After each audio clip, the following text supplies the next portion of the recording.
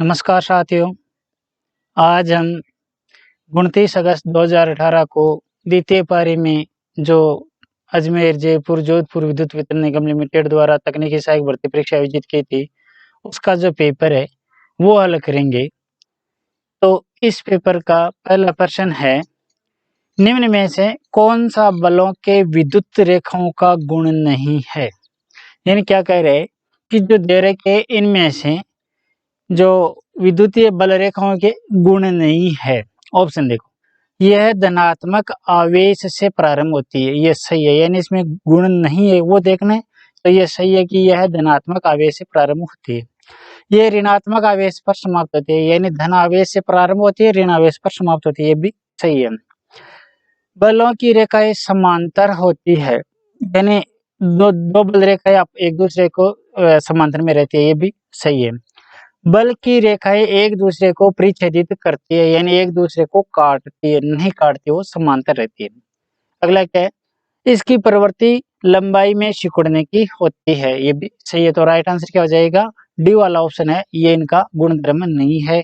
तो बलों की रेखाएं एक दूसरे को परिच्छेदित करती है, ये इसका गलत है, यानी ये गुण नहीं है। तो इसका राइट आंसर हो गया बी। अगला क्वेश्चन है, कम दूरी पर रखे गए दो बराबर और विपरीत बिंदु आवेश क्या बनाते हैं। क्या कह रहा है कि कम दूरी पर दो बराबर और विपरीत बिंदु आवेश क्या बनाते हैं, तो वो बनाते हैं विद्युत द्विध्रुव। तो ऑप्शनों में देखो, विद्युत आवेश नहीं, द्विध्रुव आघूर्ण नहीं, विद्युत द्विध्रुव सही है, विद्युत फ्लक्स नहीं, विद्युत विभव नहीं। तो राइट आंसर क्या हो जाएगा, सी विद्युत द्विध्रुव। अगला क्वेश्चन है, ओमिक चालक का प्रतिरोध किस पर निर्भर करता है। यानी किसी चालक का जो प्रतिरोध है वो किन किन कारकों पर निर्भर करता है। तो प्रतिरोध नियम के अनुसार हम कह सकते हैं कि किसी चालक का प्रतिरोध लंबाई के समानुपाती होता है।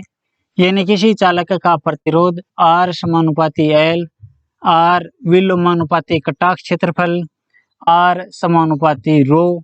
तो तीन कारक तो ये हो गए, यानी किसी चालक का प्रतिरोध लंबाई पर भी निर्भर करता है, कटाक्ष क्षेत्रफल पर भी निर्भर करता है, पदार्थ की प्रकृति पर भी निर्भर करता है, इसके अलावा तापमान पर भी निर्भर करता है। यानी पीटीसी या एनटीसी प्रकार का हो सकता है, यानी जो पदार्थ है वो पीटीसी भी हो सकता है, पॉजिटिव टेम्परेचर कोएफिशिएंट, और एनटीसी नेगेटिव टेम्परेचर कोएफिशिएंट प्रकार का भी हो सकता है। तो अब इसमें क्या पूछा है कि किन किन कारकों पर निर्भर करता है। ऑप्शन देखो, लंबाई पर निर्भर करता है, अनुप्रस्थ काट के क्षेत्रफल पर भी निर्भर करता है, पदार्थ पर यानी पदार्थ की प्रकृति पर, इस पर भी निर्भर करता है, तापमान पर भी निर्भर करता है। तो क्या हो गया, जो दे रखे ये सभी होगा, यानी चालक का प्रतिरोध जो दे रखे इन सभी कारकों पर निर्भर करता है। तो राइट आंसर क्या हो गया, ये सभी। अगला क्वेश्चन है, वर्ग तरंग का रूप गुणांक क्या होता है। यानी क्या कह रहा है कि कोई वर्ग तरंग आकृति है, यानी जो वेव है उसका रूप गुणांक यानी फॉर्म फैक्टर का मान क्या होता है। तो देखो कौन कौन सी होती है, या तो साइन वेव, या स्क्वायर वेव, या सॉटूथ वेव। यानी साइन वेव ज्या तरंग जिसे हम कह सकते हैं साइन वेव, दूसरी कौन सी वर्ग वेव, और एक होती है सॉटूथ यानी आरिदाता। तो इनकी जो पीक फैक्टर और फॉर्म फैक्टर होता है उनका मान क्या होता है, एक तो होता है शीर्ष गुणांक या शिखर गुणांक, और एक होता है रूप गुणांक या फॉर्म फैक्टर। तो इनका मान क्या होता है, देखो साइन वेव का शिखर गुणांक होता है 1.414 और रूप गुणांक का मान होता है 1.11। यानी शिखर गुणांक, साइन वेव का शिखर गुणांक क्या होता है 1.414 और रूप गुणांक का मान क्या होता है 1.11। जबकि वर्ग तरंग का शिखर गुणांक 1.0 और जो फॉर्म फैक्टर रूप गुणांक वो भी 1.0 होता है। जबकि सॉटूथ वेव है, इसका जो शिखर गुणांक होता है वो होता है 1.732 और जो रूप गुणांक होता है वो होता है 1.16। तो इसमें क्या पूछा है कि वर्ग तरंग का रूप गुणांक क्या होगा। वर्ग तरंग यानी वर्गाकार तरंग है और इसका रूप गुणांक क्या होगा, एक होगा, एक यानी इकाई होगा। यदि इसका शीर्ष गुणांक पूछ ले तो भी वह भी एक ही होता है, यानी शिखर गुणांक पूछे तो भी एक ही होता है वर्ग तरंग का, और रूप गुणांक भी एक होता है। कई बार ये भी पूछ लेते हैं वह कौन सी प्रकार की वेव फॉर्म है जिसका शिखर गुणांक और रूप गुणांक का मान समान होता है, यानी पीक फैक्टर और फॉर्म फैक्टर का मान समान होता है तो वर्ग तरंग, क्योंकि इसकी मान दोनों का समान ही होता है। तो इसमें राइट आंसर क्या हो जाएगा, एक किसमें, बी ऑप्शन में। तो राइट आंसर हो गया बी। अगला क्वेश्चन है, अर्ध अर्ध तरंग दिष्टकारी ज्या तरंग का शीर्ष गुणांक क्या होगा, यानी हाफ वेव जो प्रकार की वेव फॉर्म है उसका शीर्ष गुणांक क्या होगा, यानी हाफ वेव। एक तो है हाफ वेव और एक है फुल वेव, दोनों का ही देख लेते हैं। हाफ वेव और फुल वेव। देखो जो हाफ वेव होती है इसका जो शिखर गुणांक होता है वो तो होता है 2 और रूप गुणांक होता है 1.57, यानी हाफ वेव है इसका शिखर गुणांक तो होता है 2 और रूप गुणांक या फॉर्म फैक्टर होता है 1.57, जबकि फुल वेव का शिखर गुणांक जो साइन वेव है उसके बराबर होता है 1.414 और रूप गुणांक का मान होता है 1.11। इसमें क्या पूछा, अर्ध तरंग दिष्टकारी ज्या तरंग का शीर्ष गुणांक, यानी हाफ वेव यानी कोई रेक्टिफिकेशन कर रखी है, हाफ वेव प्रकार की है उसकी प्रकृति, तो उसका शीर्ष गुणांक क्या होगा, 2 होगा। यदि फुल वेव का शीर्ष गुणांक पूछ ले तो 1.414, यदि हाफ वेव का रूप गुणांक यानी फॉर्म फैक्टर के बारे में पूछ ले तो 1.57, यदि फुल वेव का फॉर्म फैक्टर पूछ ले तो 1.11। तो इसमें क्या हो जाएगा कि शीर्ष गुणांक और हाफ वेव का, तो राइट आंसर हो गया 2, किसमें, डी ऑप्शन में। तो राइट आंसर हो गया डी 2। अगला क्वेश्चन है, 6 वोल्ट बैटरी के माध्यम से प्रवाहित प्रत्येक कूलाम आवेश को कितनी ऊर्जा दी जा सकती है, यानी ऊर्जा ज्ञात करनी है कि प्रत्येक कूलाम। अब इस प्रश्न में थोड़ी बहुत मिस प्रिंटिंग हो सकती है, यानी प्रत्येक इलेक्ट्रॉन के द्वारा होना चाहिए यहाँ पे। तो देखो किस प्रकार से होगा कि ऊर्जा बराबर क्या होगा,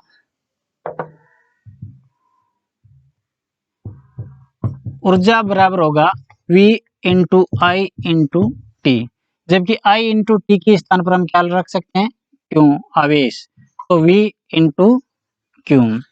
अब V का मान तो इसमें क्या कह रहा है कि 6 वोल्ट की बैटरी है और प्रत्येक कूलम यानी यहाँ पे प्रत्येक इलेक्ट्रॉन होना चाहिए कि प्रत्येक इलेक्ट्रॉन, तो एक इलेक्ट्रॉन का आवेश हो जाता तो एक इलेक्ट्रॉन का मान कितना होता है 1.6 इंटू 10 की घात माइनस 19 कूलम। तो 6 यानी V का मान हो गया 6 और इसका आवेश का मान हो गया 1.6 इंटू 10 की घात माइनस 19 कूलम। तो इनको गुणा करो, 1.6 को 6 से गुणा किया तो कितना हो रहा है 9.6, तो क्या हो जाएगा 9.6 इंटू 10 की घात माइनस 19। ऊर्जा किस में आएगी, ऊर्जा आएगी जूल में, तो जूल। तो राइट आंसर क्या हो गया 9.6 इंटू 10 की घात माइनस 19 जूल। किस ऑप्शन में, देखो डी ऑप्शन में, देखो 9.6 इंटू 10 की घात माइनस 19 जूल। तो राइट आंसर हो गया डी। अगला क्वेश्चन है, निम्न में से इस पदार्थ के विद्युत प्रतिरोध का मान न्यूनतम होगा, यानी प्रतिरोध का मान कम किसका होगा, यानी जो विशिष्ट प्रतिरोध है वो किसका कम होता है जिसकी चालकता उच्च होती है। अब ऑप्शन देखो, एल्यूमिनियम, चांदी, लोहा, तांबा, निकेल। अब इन ऑप्शनों में सबसे अच्छी चालकता चांदी की होगी, यानी सर्वाधिक अच्छी चालकता इनमें चांदी की है।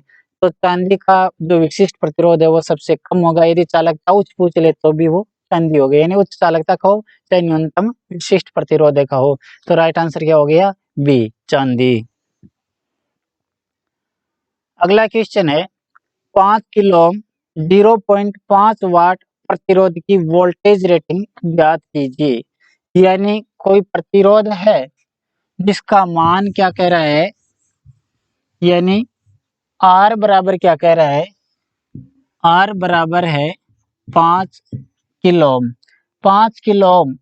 पी बराबर क्या कह रहा है, 0.5 वाट की वोल्टेज रेटिंग यानी वी बराबर ज्ञात कीजिए। तो देखो पी आर और वी इनमें कोई संबंध वाला सूत्र कौन सा है, इनका सूत्र है पी बराबर V square upon R, P बराबर वी स्क्वायर अपॉन आर। यानी पी और आर दे रखा है, वी ज्ञात करना है तो वी बराबर क्या हो जाएगा, यानी वी स्क्वायर बराबर क्या हो जाएगा, पी इंटू आर। पी का मान क्या है, पी का मान है 0.5, आर का मान क्या है 5 किलो ओम। तो इनको ओम में बदलेंगे तो क्या हो जाएगा 5000 ओम। तो क्या हो जाएगा इंटू 5000, 0.5 को 5000 से गुणा किया कितना हो रहा है 2500। यह क्या है, यानी यह है वी स्क्वायर। तो वी बराबर क्या हो जाएगा √2500। तो क्या हो जाएगा, इसका वर्गमूल निकालेंगे तो क्या हो जाएगा 50। तो वी का मान क्या हो जाएगा 50 वोल्ट है। तो यानी वी बराबर क्या हो जाएगा 50 वोल्ट। किस ऑप्शन में देखो, डी ऑप्शन में देखो 50 वोल्ट। तो राइट आंसर क्या हो जाएगा डी 50 वोल्ट। अगला क्वेश्चन है 10 घंटे के लिए 15 एम्पीयर पर आवेशित बैटरी के लिए आपूर्ति की गई विद्युत की मात्रा क्या होगी। विद्युत की मात्रा पूछी है, यानी विद्युत की मात्रा क्या होगी। क्या क्या कंडीशन दे रखी है कि 10 घंटे, समय बराबर क्या है, समय कह रहा है कि 10 घंटा। आई बराबर क्या है, आई बराबर कह रहा है 15 एम्पियर। और विद्युत की मात्रा, विद्युत की मात्रा क्या होगी, मात्रा बराबर यानी विद्युत की मात्रा बराबर होता है आई इंटू टी। आई का मान क्या है 15 एम्पियर, समय क्या है 10 घंटे। अब इसमें टी किस में आएगा सेकंड में। तो क्या हो जाएगा 10 घंटे और 1 घंटे में कितने सेकंड होते हैं 3600 सेकंड, यानी 3600 सेकंड। तो 10 इंटू 3600 ये सेकंड में हो जाएगा इंटू 15। अब इसको गुणा करो 15 इंटू 10 इंटू 3600, 15 इंटू 10 इंटू 3600, ये हो रहा है 54, 4 टाइम 0, 54, 1 2 3 और 4, 4 टाइम 0 किस में आएगा कूलाम में, यानी 54 4 टाइम 0 कूलाम। तो विद्युत की जो मात्रा होगी वो क्या हो जाएगी 54, यानी कितना हो गया इकाई, दस, सैकड़ा, हजार, 10,000, लाख, 5,40,000 कूलाम, यानी 54 4 टाइम 0 कूलाम। तो राइट आंसर किस में देखो ई ऑप्शन में देखो तो राइट आंसर हो गया ई। अगला क्वेश्चन है श्रेणी में संयोजित 37 ओम, 21 ओम, 52 ओम प्रतिरोध का तुल्यांकी प्रतिरोध क्या होगा। क्या कह रहे हैं कि 3 प्रतिरोधक है जो श्रेणी क्रम में संयोजित है। किस प्रकार से, मान लो 3 प्रतिरोधक है, ये मान लो कि 3 प्रतिरोधक है। क्या कह रहे हैं कि 37 ओम, ये है 37 ओम, दूसरा है 21 ओम और ये है 52 ओम। तो कुल प्रतिरोध आर टी बराबर क्या होगा, श्रेणी क्रम में आर टी बराबर यानी कुल प्रतिरोध बराबर क्या होगा, 3 प्रतिरोध है तो R1 plus R2 plus R3। मान लो ये है R1, ये है R2 और ये है R3। R1 का मान क्या है 37, R2 का मान क्या है 21, R3 का मान क्या है 52। इन तीनों को जोड़ लो, 37, 21 और 52 कितना हो रहा है 110। तो 110 ओम। तो राइट आंसर क्या हो जाएगा 110 ओम। किस ऑप्शन में देखो, सी ऑप्शन में देखो 110 ओम। तो राइट आंसर क्या हो गया सी 110 10 ओम। अगला क्वेश्चन है, अर्धचालक में कितने संयोजी इलेक्ट्रॉन होते हैं?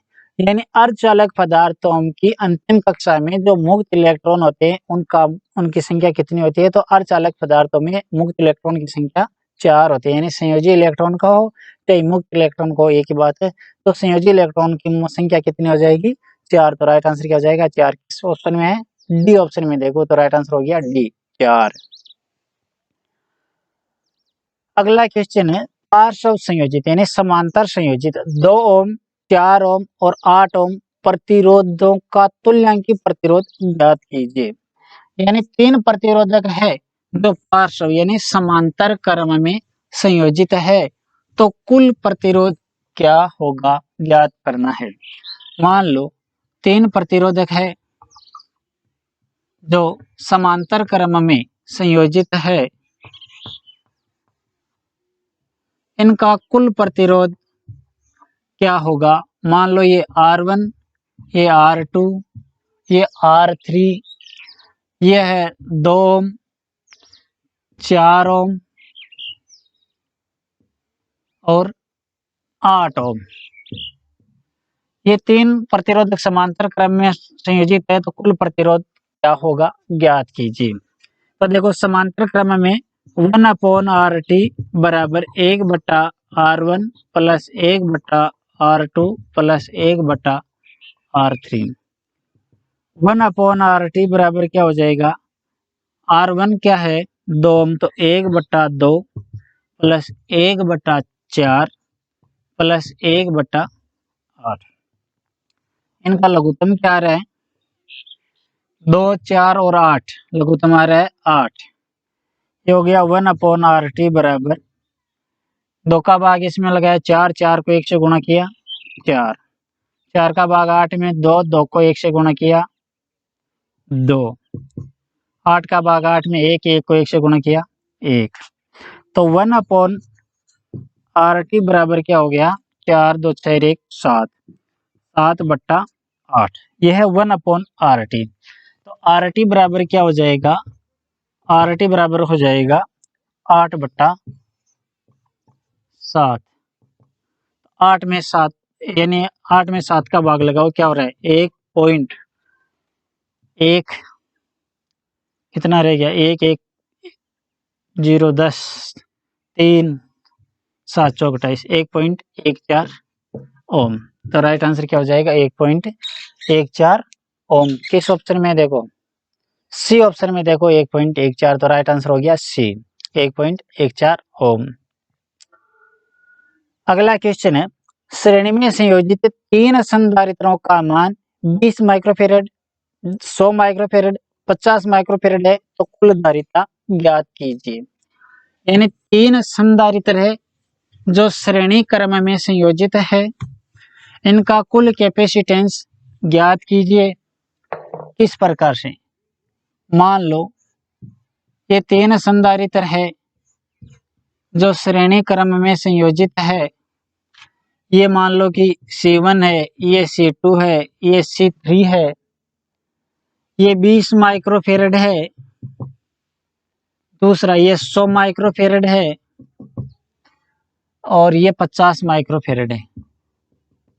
तो कुल कैपेसिटेंस ज्ञात कीजिए। तो सूत्र रूप क्या होगा इनका?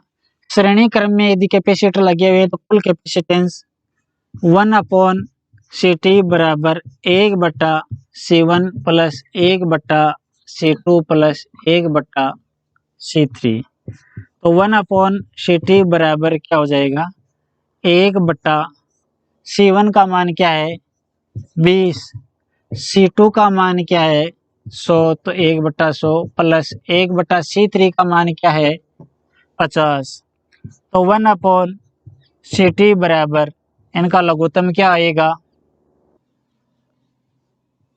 लघुत्तम आएगा इनका 100। देखो 20 का भाग 100 में लगाओ, कितने बार जा रहा है? 5, 5 को 1 से गुणा किया 5 प्लस 100 का भाग 100 में 1, 1 को 1 से गुणा किया 1 प्लस 50 का भाग 100 में 2, 2 को 1 से गुणा किया 2। तो ये क्या हो गया? 1/CT बराबर कितना हो गया? 5, 1, 6, 7, 8, 8/100। 100, या ये है 1/ct, तो ct बराबर क्या हो जाएगा, ct बराबर हो जाएगा 100/8, कितना हो रहा है 12.5 माइक्रोफेरेड में, तो माइक्रोफेरेड, तो राइट आंसर क्या हो जाएगा 12.5 माइक्रोफेरेड। किस ऑप्शन में देखो, बी ऑप्शन में देखो 12.5 माइक्रोफेरेड, तो राइट आंसर हो गया बी 12.5 माइक्रोफेरेड। अगला क्वेश्चन है, लेकलांची सेल का ईएमएफ क्या होता है। लेकलांची सेल का ईएमएफ क्या होता है, ऑप्शन देखो 1 वोल्ट नहीं, 1.5 सही है, 2 नहीं, 2.5 नहीं, 3 नहीं, तो राइट आंसर क्या हो जाएगा, लेकलांची सेल का जो वोल्टेज है वो लगभग 1.5 वोल्ट होता है, यानी बी ऑप्शन इसका सही होगा। अगला क्वेश्चन है, एक ऐसा विद्युत यंत्र जिसका प्रयोग प्रतिरोध घटा बढ़ा कर धारा को नियंत्रित करने के लिए किया जाता है, यानी जिसका प्रतिरोध को मान परिवर्तित करके धारा को नियंत्रित कर सकते हैं, वह कौन सा होगा उपकरण, तो वह वेरिएबल प्रतिरोधक होगा, यानी एक वेरिएबल प्रतिरोध का मान परिवर्तित करके उसका यानी प्रतिरोध मान परिवर्तित करके धारा को नियंत्रित कर सकते हैं। ऑप्शन देखो, मल्टीमीटर नहीं, बैटरी नहीं, वोल्टेज डिटेक्टर नहीं, रियोस्टेट सही है, एमीटर नहीं, यानी रियोस्टेट वेरिएबल प्रतिरोध क्या होता है, तो वेरिएबल प्रतिरोध को हम रियोस्टेट भी कह सकते हैं, तो राइट आंसर क्या हो जाएगा रियोस्टेट, यानी परिवर्तनशील प्रतिरोधक है, यानी डी ऑप्शन इसका सही होगा। अगला क्वेश्चन है, निम्न में से कौन सा पार्श्व परिपथ का एक गुण है, यानी समांतर संयोजन का गुण कौन सा है इनमें से। ऑप्शन देखो, प्रत्येक ब्रांच का वोल्टेज भिन्न भिन्न होता है, नहीं, समांतर परिपथ के अंदर वोल्टता का मान समान होता है, अब ये कह रहा है भिन्न भिन्न होता है, तो ये गलत है। बी ऑप्शन देखो, प्रत्येक ब्रांच की धारा समान होती है, धारा जो समांतर परिपथ होता है उसमें धारा का मान अलग अलग होता है, श्रेणी परिपथ में होती है धारा का मान समान, तो ये भी गलत है, यानी प्रत्येक ब्रांच की धारा समान होती है, नहीं होती है, धारा का मान भिन्न भिन्न होता है। सी ऑप्शन देखो, धारा प्रतिबाधा पर निर्भर करती है, धारा प्रतिबाधा पर निर्भर नहीं करती है, उसके प्रतिरोध या उसके जो मान लो एसी परिपथ है तो रिएक्टेंस है, तो उस रिएक्टेंस पर निर्भर करती है, इम्पीडेंस पर निर्भर नहीं करती है, तो ये भी गलत है। अगला क्या है, कुल धारा ब्रांच धाराओं के सदिश योग के बराबर होता है, सही है ये, यानी जो कुल धारा है वो अलग अलग ब्रांच धाराएं हैं उसके सदिश योग के बराबर, यानी अलग अलग पथों में से प्रवाहित धारा के योग के सदिश योग के बराबर होती है, सही है। अगला क्या है, प्रत्येक ब्रांच के वोल्टेज व धारा के मध्य का कोण समान होता है, ये भी गलत है, तो राइट आंसर क्या हो जाएगा डी, की कुल धारा ब्रांच धाराओं के सदिश योग के बराबर है, तो राइट आंसर हो गया डी।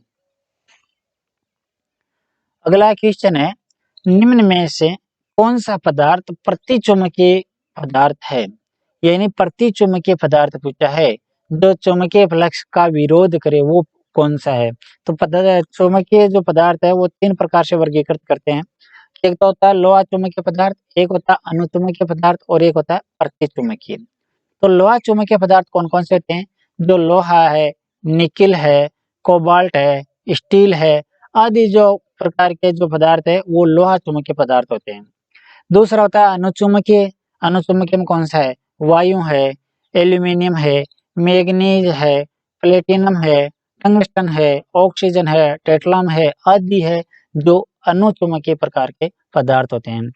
प्रतिचुंबकीय, प्रतिचुंबकीय के अंदर जल है, कांच, ग्रेफाइट, लकड़ी, कागज, बिस्मिथ, एंटीमनी, सल्फर, नमक है, तांबा, चांदी, सोना, जस्ता, हाइड्रोजन आदि जो पदार्थ है वो प्रतिचुंबकीय पदार्थ है। अब इनमें देखो कौन सा है, देखो सोना, सोना प्रतिचुंबकीय है, एल्यूमिनियम, एल्यूमिनियम अनुचुंबकीय है, प्लेटिनम ये भी अनुचुंबकीय है, लोहा ये लोहा चुंबकीय या चुंबकीय है, निकिल ये भी लोहा चुंबकीय प्रकार के पदार्थ हैं, तो राइट आंसर क्या हो जाएगा, प्रतिचुंबकीय इनमें से कौन सा है, सोना, तो ए ऑप्शन इसका सही होगा कि सोना है वो प्रतिचुंबकीय पदार्थ है, तो ए राइट होगा। अगला क्वेश्चन है, लेड एसिड बैटरी में किस इलेक्ट्रोलाइट का इस्तेमाल किया जाता है जो लेड एसिड बैटरी या जो शीशा संचायक हम कह सकते हैं, इसके अंदर जो इलेक्ट्रोलाइट होता है वो होता है तनुगंधक अम्ल DH2SO4। ऑप्शन देखो, पोटेशियम हाइड्रोक्साइड नहीं, सोडियम एसीटेट नहीं, सोडियम हाइड्रोक्साइड नहीं, नाइट्रिक एसिड नहीं, डाइल्यूट सल्फ्यूरिक एसिड सही है। तो राइट आंसर क्या हो जाएगा? ई, डाइल्यूट सल्फ्यूरिक एसिड यानी तनुगंधक का अम्ल। ई ऑप्शन इसका सही होगा। अगला क्वेश्चन है, शुद्ध प्रतिरोधी भार के वोल्टेज और धारा के मध्य का फेज कोण क्या होगा? शुद्ध प्रतिरोधी परिपथ के अंदर V और I के बीच फेज कोण क्या होगा? 0 डिग्री होगा। शक्ति गुणांक पूछ ले तो इकाई होगा, यानी शुद्ध प्रतिरोधी परिपथ का शक्ति गुणांक पूछ ले तो इकाई, बीच का कोणिक अंतर पूछ ले तो 0 डिग्री। और यदि शुद्ध कैपेसिटिव परिपथ या शुद्ध इंडक्टिव परिपथ के अंदर पूछ ले तो V और I के बीच का कला कोण जो फेज अंतर होगा वो तो होगा 90 डिग्री। शक्ति गुणांक के बारे में पूछ ले तो 0 होगा। तो इसमें क्या हो जाएगा? शुद्ध प्रतिरोधी भार के वोल्टेज और धारा के मध्य का जो फेज कोण है वो 0 डिग्री होगा। तो राइट आंसर क्या हो जाएगा? ए, 0 डिग्री। अगला क्वेश्चन है, यदि एक दीवार घड़ी की बैटरी 6 वोल्ट पर चलती है और इसे अलार्म बजते समय 0.2 एम्पीयर की धारा प्रवाहित करनी पड़ती है तो आवश्यक शक्ति क्या होगी? यानी इसमें क्या पूछा है? शक्ति का मान पूछा है, V का मान दे रखा है और I का मान दे रखा है। क्या कह रहा है कि एक दीवार घड़ी की बैटरी D बराबर क्या है? 6.0 वोल्ट, यानी V का मान क्या है? 6 वोल्ट है। अलार्म बजाते समय I बराबर क्या हो रहा है? 0.2 एम्पीयर की धारा प्रवाहित करनी पड़ती है। तो आवश्यक शक्ति P बराबर क्या होगा? तो सूत्र क्या है? P बराबर है V इंटू I। V का मान क्या है? 6, I का मान क्या है? 0.2, कितना हो गया? 1.2 वाट। तो राइट आंसर क्या हो जाएगा? 1.2 वाट। किस ऑप्शन में है? बी ऑप्शन में देखो 1.2 वाट। तो राइट आंसर हो गया बी। अगला क्वेश्चन है, 50 हर्ट्ज की आपूर्ति आवृत्ति युक्त 0.5 हेनरी प्रेरण वाली एक त्रिनलिका कॉइल का प्रेरकीय प्रतिघात क्या होगा? इंडक्टिव रिएक्टेंस का मान पूछा है कि एक्सएल का मान क्या होगा? एफ बराबर क्या है? देखो एफ बराबर दे रखा है 50 हर्ट्ज, 50 हर्ट्ज आपूर्ति आवृत्ति युक्त। एल बराबर क्या है? 0.5 हेनरी के का इंडक्टिव रिएक्टेंस यानी एक्सएल बराबर क्या होगा? एक्सएल ज्ञात करना है। तो एक्सएल बराबर क्या होता है? 2 पाई एफ एल, यानी 2 इंटू पाई का मान कितना हो गया? 3.14 इंटू एफ का मान कितना है? 50 इंटू एल का मान क्या है? 0.5, कितना हो गया? 50 को 2 से गुणा किया 100, 100 को 3.14 से गुणा किया तो 314, 314 को 0.5 से गुणा किया तो कितना हो रहा है? 314 का आधा 157, तो 157 ओम। तो राइट आंसर क्या हो जाएगा? 157 ओम। किस ऑप्शन में देखो? ई ऑप्शन में देखो 157। तो राइट आंसर हो गया ई, 157 ओम। अगला क्वेश्चन है, किसको जोड़कर एन प्रकार का सेमीकंडक्टर बनाया जाता है? यानी एन प्रकार के बारे में पूछ रहे हैं। तो पंच संयोजी इलेक्ट्रॉन यानी चतुर्संयोजी जो जर्मेनियम और सिलिकॉन है, इसके अंदर पंच संयोजी जिसे हम पेंटावेलेंट कहते हैं की अशुद्धि मिलाकर एन प्रकार का अर्धचालक बनाया जाता है। अब पेंटावेलेंट यानी पंच संयोजी कौन सा है? जिसकी अंतिम कक्षा में मुक्त इलेक्ट्रॉन की संख्या 5 है, वो पंच संयोजी कौन कौन से हैं? आर्सेनिक, एंटीमनी, फास्फोरस, ये है पंच संयोजी। कई बार पी प्रकार के बारे में पूछ लेते हैं। तो पी प्रकार कौन सा हो गया? कि चतुर्संयोजी जो जर्मेनियम और सिलिकॉन है, इसमें त्रिसंयोजी तत्व यानी जिसकी अंतिम कक्षा में मुक्त इलेक्ट्रॉन की संख्या 3 है। कौन कौन से? इंडियम है, गैलियम है, बोरोना है, एल्यूमिनियम है, आदि की अशुद्धि मिला दी जाती है तो वो पी प्रकार का पदार्थ बन जाता है। अब इसमें n प्रकार का पूछा है तो आर्सेनिक, एंटीमनी या फास्फोरस इनमें से किसी की अशुद्धि मिलाते हैं। ऑप्शन देखो, आर्सेनिक सही है। बोरॉन, बोरॉन त्रिसंयोजी है और इसे p प्रकार का बनता है। एल्यूमिनियम, एल्यूमिनियम भी त्रिसंयोजी है और इसे p प्रकार का बनता है। गैलियम, गैलियम भी एक त्रिसंयोजी है और इसे p प्रकार का पदार्थ बनेगा। तो राइट आंसर क्या हो जाएगा? ए, आर्सेनिक। तो ए ऑप्शन इसका सही होगा। अगला क्वेश्चन है, आरसी फेज शिफ्ट यानी रजिस्टर और कैपेसिटर युक्त फेज शिफ्ट यानी आरसी फेज शिफ्ट ऑसिलेटर में कम से कम कितने फेज शिफ्ट नेटवर्क होते हैं? तो आरसी फेज शिफ्ट ऑसिलेटर में कम से कम 3 फेज शिफ्ट नेटवर्क होते हैं। तो राइट आंसर क्या हो जाएगा? इन किस ऑप्शन में देखो? सी ऑप्शन में देखो 3, तो राइट आंसर हो गया सी, 3। अगला क्वेश्चन है, हॉट वायर मीटर किसको मापता है? यानी जो गर्म तार मीटर है, यानी जो विद्युत धारा के उसमें प्रभाव पर काम करता है कि किसी चालक में से यदि धारा प्रवाहित होती है तो उस वह चालक कुछ गर्म हो जाता है और गर्म होने से उसकी लंबाई में कुछ परिवर्तन हो जाता है और इसकी जो लंबाई में परिवर्तन होता है इसी का उपयोग हम धारा को मापने में करते हैं। तो ये पूछा है कि इस पर कौन सा मान मापता है? प्रारंभिक मान मापता है या अंतिम मान मापता है या औसत मान या आरएमएस मान या इनमें से कोई नहीं? तो यह है जो हॉट वायर मीटर है वो आरएमएस मान मापता है। कोई भी मीटर है वो उसका प्रभावी मान यानी आरएमएस मान ही मापते हैं, धारा का आरएमएस मान। तो राइट आंसर क्या हो जाएगा? आरएमएस मान मापता है। तो डी ऑप्शन इसका सही होगा, आरएमएस मान। अगला क्वेश्चन है, 20 ओम प्रतिरोध का एक इलेक्ट्रिक आयरन 5 एम्पीयर करंट लेता है। 30 सेकंड में उत्पन्न ताप की गणना कीजिए। यानी जो उत्पन्न हुई ताप है, ऊष्मा है, उसका मान क्या होगा, ज्ञात कीजिए। तो क्या दे रखा है? R बराबर दे रखा है, R बराबर दे रखा है 20 ओम। तो 20 ओम का प्रतिरोधी है कोई इलेक्ट्रिक आयरन, I बराबर है 5 एम्पियर की धारा ले रहा है और T बराबर है 30 सेकेंड। तो H बराबर क्या होगा, ज्ञात कीजिए। तो सूत्र क्या है?